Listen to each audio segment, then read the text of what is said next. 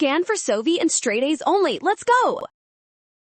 Calculus students, check this out. We are finding the derivative of an integral with a variable upper limit using the fundamental theorem of calculus.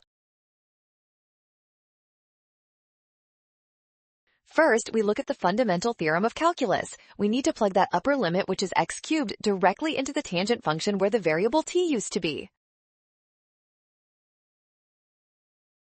Next, we cannot forget the chain rule, because that upper limit is a function itself. We must find the derivative of x cubed, which gives us a solid 3x squared. Finally, multiply the parts together. This gives 3x squared times the tangent of x cubed. Option D is our perfect final answer. Well done! Scan the code to learn with Sovi. Watch signs and avoid rushing. Trust given values and check steps for option D.